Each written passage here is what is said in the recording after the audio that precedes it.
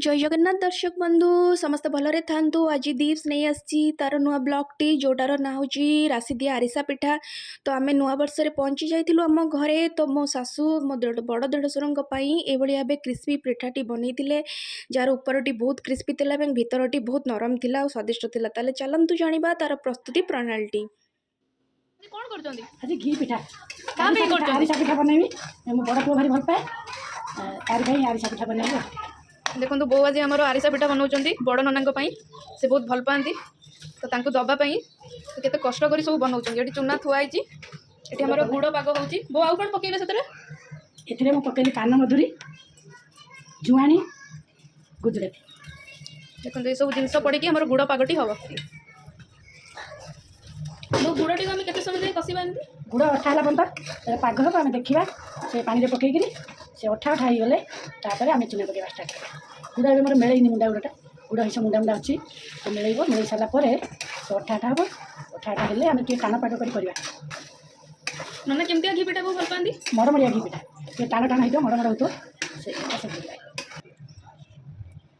गुड़ को आम केमती जाना गुड़ को आम पानी में पकेबा देखा जब हाथ को टाण टाण लगे अठा अठा हो पूरा चॉकलेट जमी से चॉकलेट भाई पिला जमी खाती से टाण टाण लगे आस्ते गोटे गोटे गुड़ पाकटी धीरे धीरे आम अल्प अल्प कर चूना से आड करवा।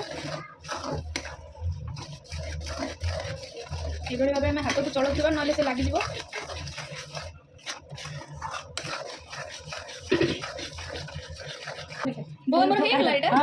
आमर होगा ये एमती रही से टाणीज टी ठंडा है घी पकईकि छाण आम तेल करवानी आम घी करवा मुंगफड़ी घी करवा आम ए देहपाई खराब बोली आम करना पामलिन तेल रिफाइन तेल आम मुंगफड़ी घी करवा।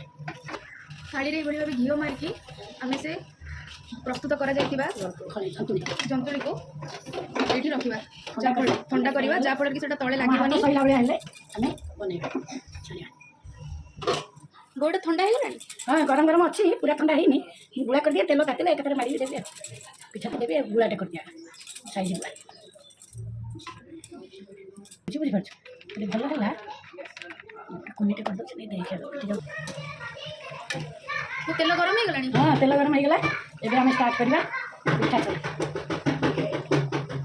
गोटे पिठा आग प्रथम गढ़ी मुझे अग्नि की देदेली